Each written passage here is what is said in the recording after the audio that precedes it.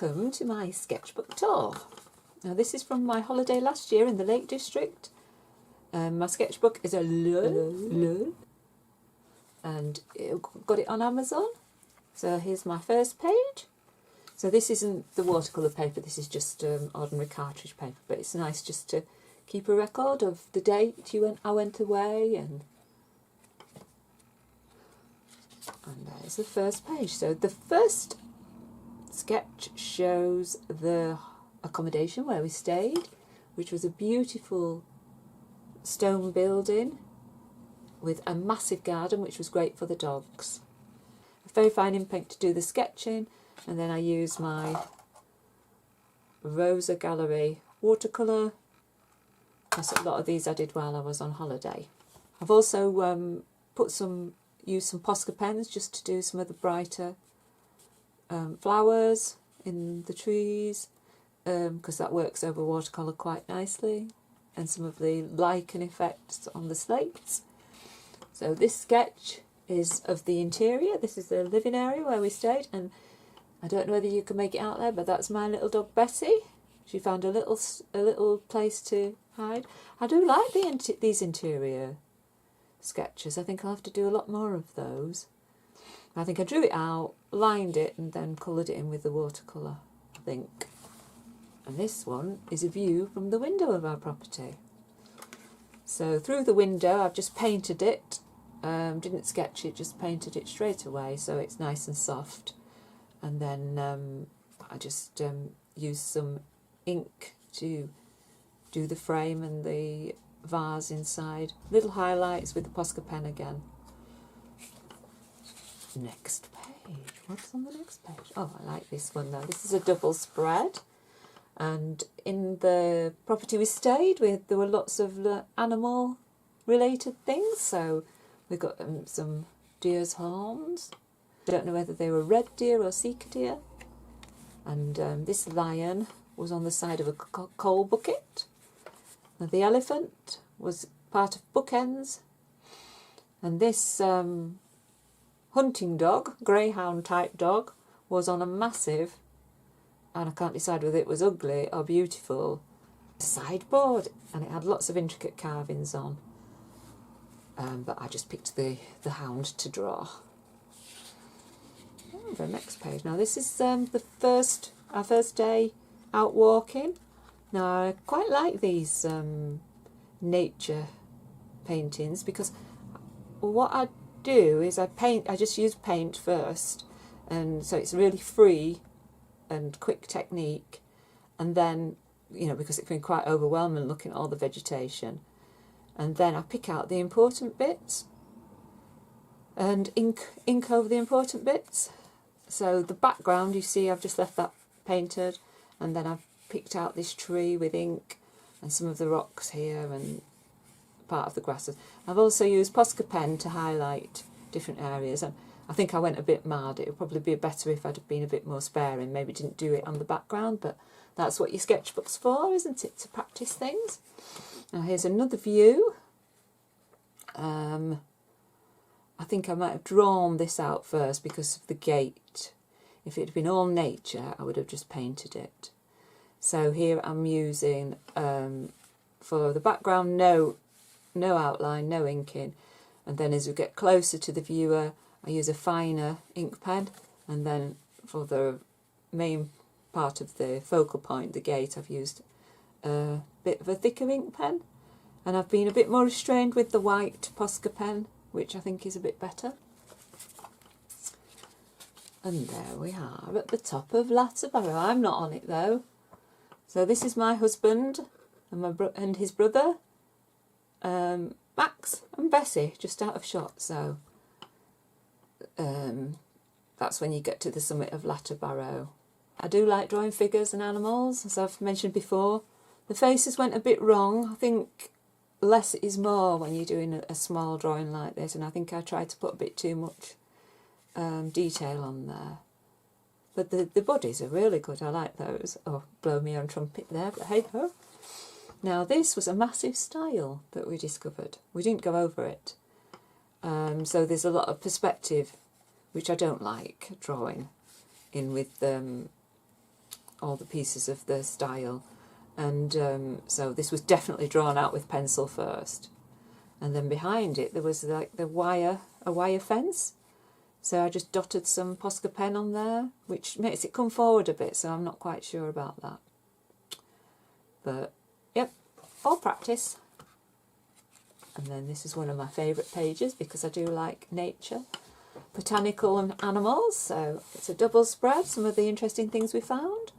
So I've done some little flowers that you find a lot, called tormental. I think they're an alpine flower, I'm not sure, I might be lying here. The bracken, which was very difficult because it's so complicated.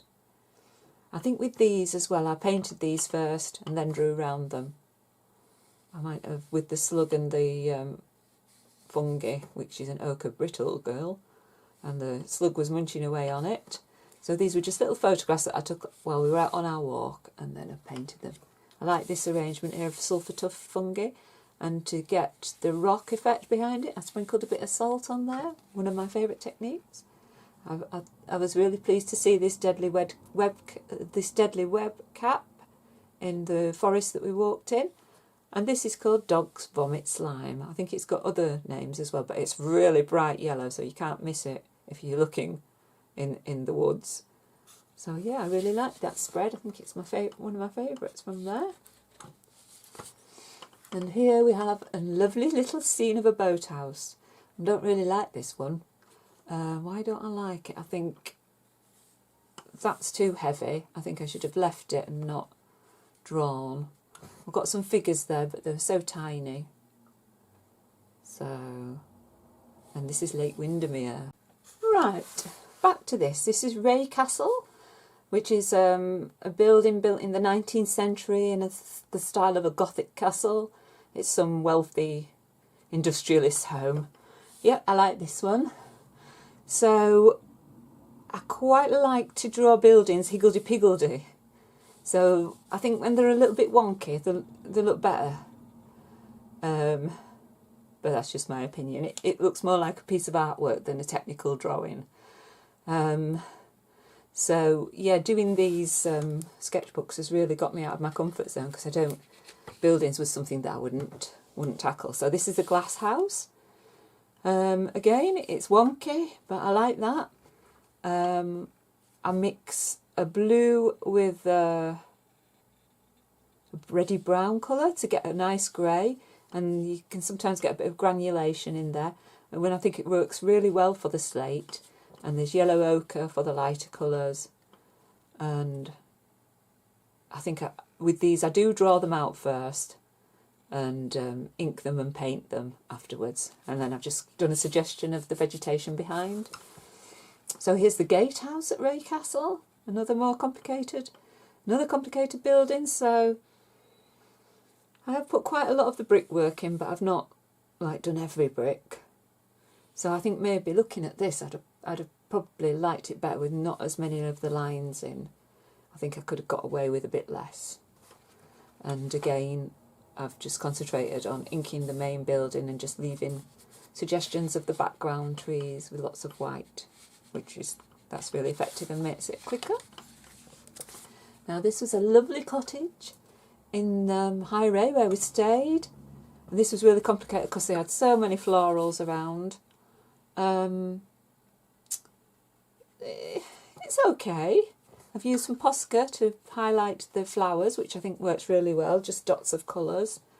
Yeah, can't say much more about that. And this was like a little wheelbarrow. It was like a landmark for us because we turned up this road to go to the property where we stayed. And I just thought it was really characterful.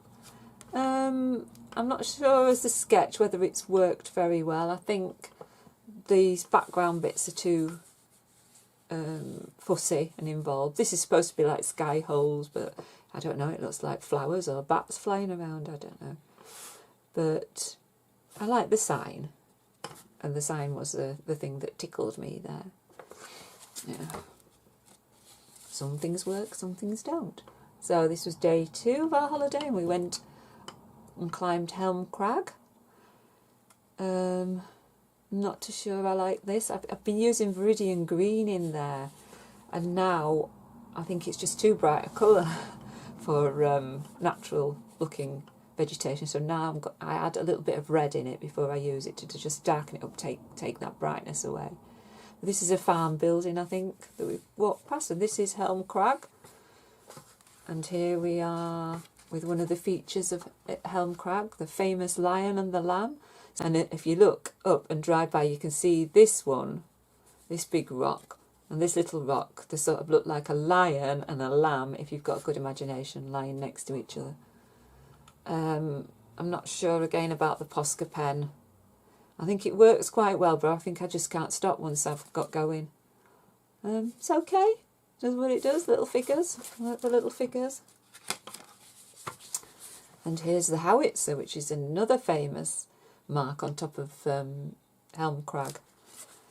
So here's my husband and Max, and that's Neil, my brother-in-law, about to climb up the howitzer. I didn't climb. I stayed down with the dogs and I videoed them climbing actually. But I used a continuous line technique to do all the rocks because it's really complicated, and I think that works really well. It reminds me of childhood with an Etch-a-Sketch a bit, but I think it's a really good technique to do a complicated rock scene. And this is Roy and Neil sat atop the howitzer. Again, using continuous line technique. So I tend to look at the reference photo and sort of keep checking every now and then where you are, but it's almost doing it like a feel. Yeah, that's quite nice. Yeah. And here's a still life. This is the treat we had after our long walk. We did want a sandwich or something, but they weren't serving food. So we had to settle for Seabrook crisps, which are really nice. And I had a pint of shandy. When I was doing art at school, all we did was still lifes, and I really hated them, but I'm actually quite enjoying still lifes again now. These are my favourite subjects, animals and people. So Max was shattered and fell asleep under the settee, partially under the settee and on the rug back at home. And you can tell just by where he's flonked out there, he was really tired. And I like that. That's a really, really nice. And this is my other dog, who she went and hid behind the bin in the kitchen. That was her little hiding place. Again, I think with the Posca pen, I think because the nib's quite big, maybe if I painted around these areas, they just look a bit blunt because it's supposed to be the reflection of the bin liner, but in some places they work on there, but I don't know. Yeah, and it's me myself, look, a selfie on top of Carron Crag, which is a little hill in the Grisdale Forest in the Lake District. Now I do like that. I like the reflections in my glasses that I've done, and I like my little doggy looking over there. Portraits are my thing. I know a lot of people who do landscapes and stuff, and maybe animals, don't like doing human portraits, but it's my favourite thing to do, so any opportunity. Now here's another double spread. This is the rest of the gang. Bessie appears again, look, on the summit of Carron Crag. Now there's some nice effects here. While it was wet, I painted the grey on first and then dropped some green mixed with yellow ochre, and it's like flowed into the paint to make it look like it's lichen, and I really like that effect. Same on the rocks here. So that's something that I've learnt was really, really successful. But I find things like that and then I just want to use them in everything. The trees in the back just painted, so that makes them recede because they're not as sharp. And the figures this time, pretty good. As I say, the bodies and the face, good there. Max is having a good sniff where probably hundreds of dogs have peed before him. Yeah, so quite nice, that one. Next we've got some of the remains of Grisdale Hall. This is the remains of the terrace. And this was really complicated. And I've tried the technique again of far in the background, just painted. As you come closer, fine liner to pick out some details, and then right at the front, a heavier liner. And that's quite nice. It's very brightly coloured. Posca pens again, making some of the flowers. And I love this one. It's my Bessie. She was having a lie down, cooling herself down near the wall. and I saw she was next to a plaque, which was a memory of a dog called Ginger, who was 14 years old when he died, and he was somebody's best friend, faithful friend, died in 1929. I think you can tell that I do like painting dogs and people. More effort goes into them. Now this was in the woods, there were some sculptures, and we managed to coax the dogs to look through there, framing them. So this is bog asphodel, which you see all over in boggy places. And yeah, I do like flowers as well, flowers and animals, yep. Now this is a bit different. This was just painted, and it's supposed to represent green slime that I found on, it was like water trickling down a few rocks, and all the green algae and slime was there. So that was really nice to do. I'm not sure how effective it is as a painting, I'm not sure. The Langdales, which are a very striking range of mountains that we saw as we were walking along. And that's quite nice, yes, that's quite nice. All right. And that's lovely, that one. Yes, Bessie posing on the rocks.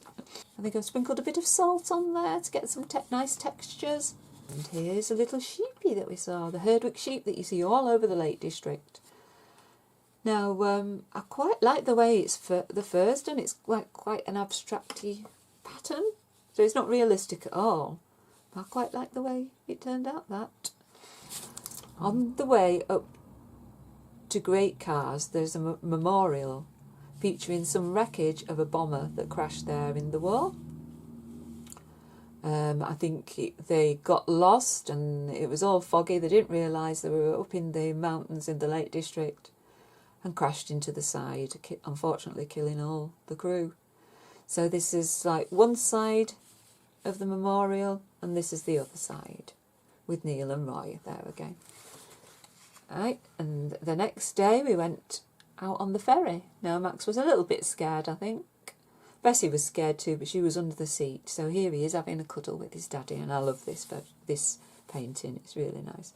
Again, I've used a technique of light, a narrow ink pen, not too much, and then the main subject with a heavier ink pen, which works really well. So here's a guy watching one of the ferries leaving Bowness.